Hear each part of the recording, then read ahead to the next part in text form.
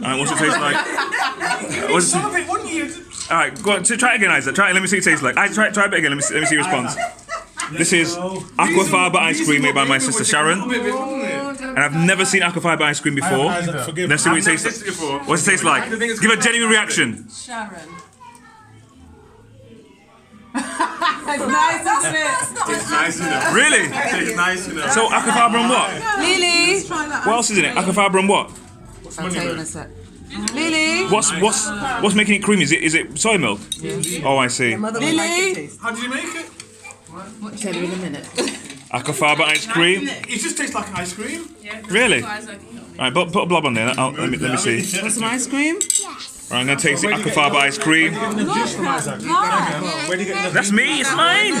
Mine. Auntie's going to. Here we go.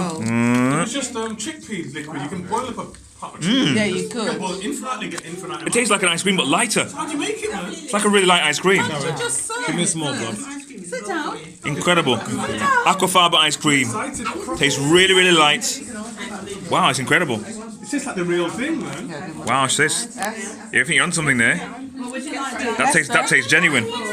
Sharon. Lily, give me.